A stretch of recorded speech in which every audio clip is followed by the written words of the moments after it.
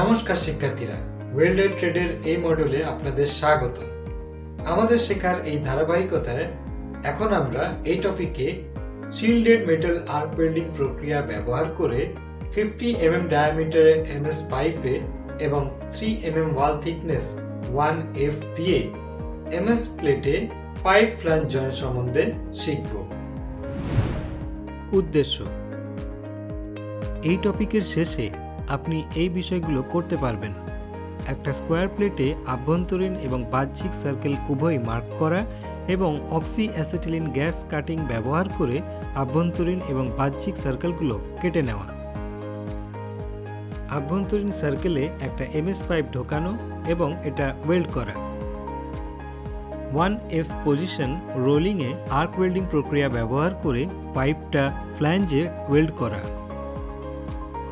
একটা still wire brush ব্যবহার করে জয়েন্টটা পরিষ্কার করা, যে কোনো বাহ্যিক ত্রুটির জন্য ওয়েল্ড বিটটা পরীক্ষা করা।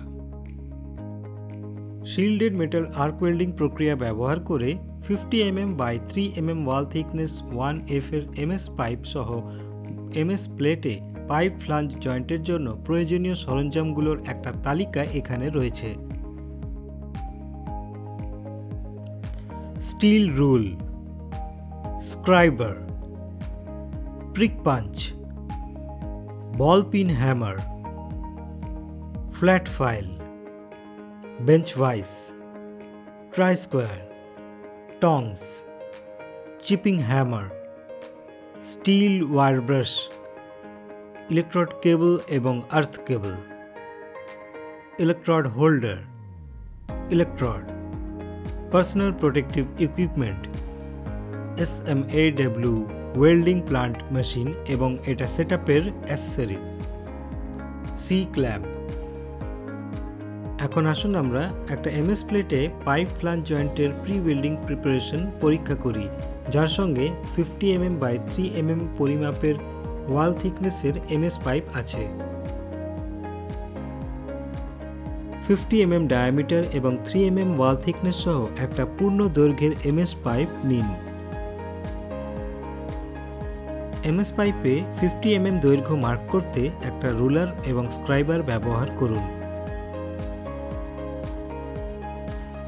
হ্যাকশো ব্যবহার করে এমএস পাইপটা কাটুন।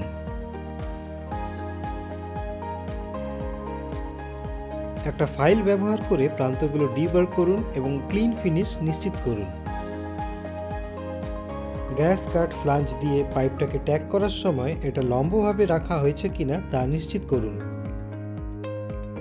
ট্যাকিং করার জন্য 4 mm ডায়ামিটারের ইলেকট্রোড ব্যবহার করুন। কারেন্ট 120 অ্যাম্পস সেট করুন। ফ্লাঞ্জ জয়েন্টের জন্য অন্য পাশে 4টা জায়গায় ট্যাকিং করুন। 3 থেকে 3.5 mm ফিলেট আকার বজায় রাখুন।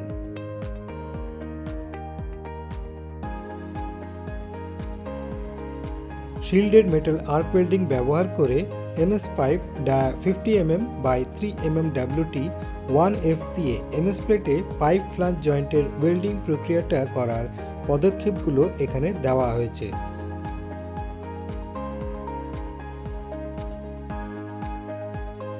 জয়েন্টটাকে 1G রোলিং পজিশনে ওয়েল্ড করতে একটা ওয়েল্ড ফিক্সচার ব্যবহার করুন। ওয়েল্ডিং ফিক্সচারে ট্যাগ ওয়েল্ড যুক্ত জয়েন্টটাকে সিকিউর করুন।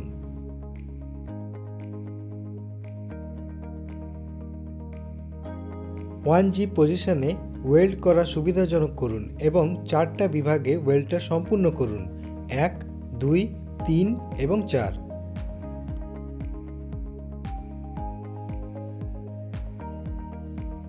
যতটা সম্ভব শর্ট আর্ক বজায় রাখুন এবং প্লেট এবং পাইপের পৃষ্ঠের মধ্যে 45 ডিগ্রির একটা ইলেকট্রোড অ্যাঙ্গেল রাখুন।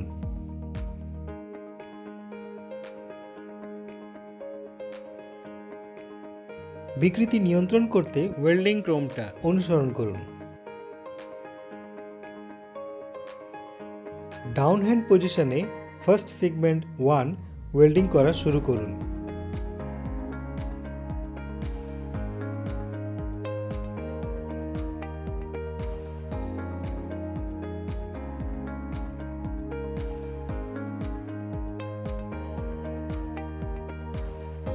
একটা চিপিং হ্যামার ব্যবহার করে ওয়েল্ড বিট ডিস্ল্যাগ করুন। স্টিল ওয়্যার ব্রাশ ব্যবহার করে ওয়েল্ড পরিষ্কার করুন। জয়েন্টটাকে 180 ডিগ্রি এবং ওয়েল্ড সেগমেন্ট টু ডাউনহ্যান্ড অবস্থানে ঘুরিয়ে নিন।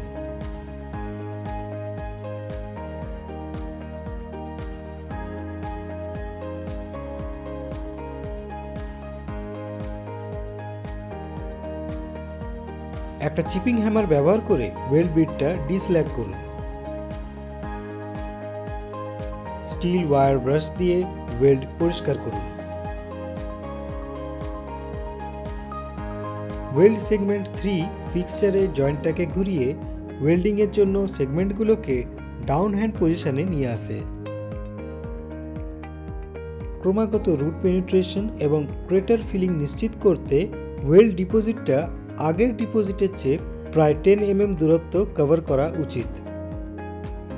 একটা চিপিং হ্যামার ব্যবহার করে ওয়েল্ড বিটটা ডিস্ল্যাগ করুন। স্টিল ওয়্যার ব্রাশ ব্যবহার করে ওয়েল্ড পরিষ্কার করুন। একইভাবে ওয়েল্ড সেগমেন্ট 4 ওয়েল্ডিংয়ের জন্য সেগমেন্টগুলোকে ডাউন হ্যান্ড পজিশনে আনতে ফিক্সচারের জয়েন্টটাকে রোটেট করে ক্রমাগত রুট পেনিট্রেশন এবং ক্রেটার ফিলিং নিশ্চিত করতে ওয়েল্ড ডিপোজিটটা আগের ডিপোজিটের চেয়ে প্রায় 10 mm দূরত্ব কভার করা উচিত। চিপিং হ্যামার ব্যবহার করে ওয়েল্ড বিট ডিস্ল্যাগ করুন। স্টিল ওয়্যার ব্রাশ ব্যবহার করে ওয়েল্ড পরিষ্কার করুন।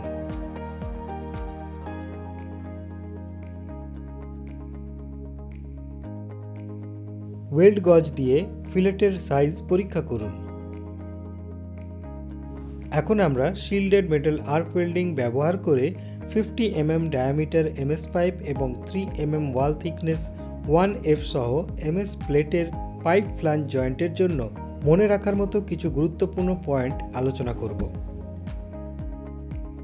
নিশ্চিত করুন যে গ্যাস কাটার জন্য প্রয়োজনীয় সুরক্ষা সতর্কতাগুলো অবশ্যই নেওয়া হয়েছে।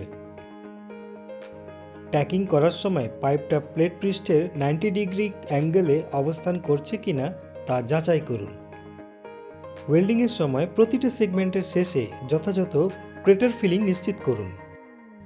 আর্ক ওয়েল্ডিং এবং ডিস্ল্যাগিংয়ের সময় যথাযথ সুরক্ষা সতর্কতা নিন। এখন আসুন পরীক্ষা করার সময় শনাক্ত করা যায় এমন ত্রুটিগুলো দেখি। Cracks,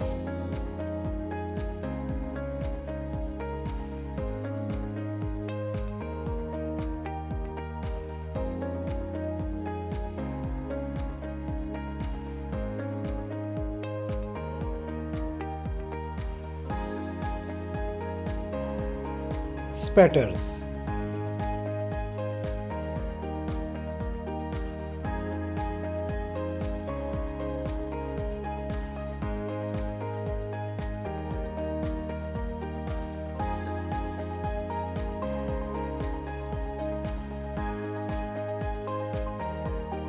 improper bead,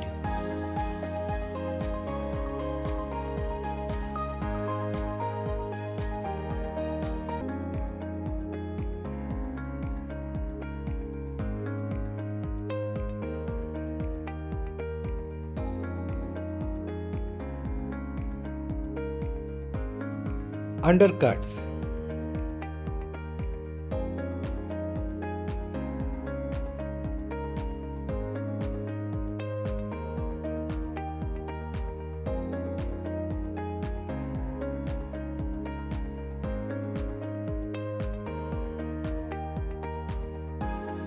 improper fusion,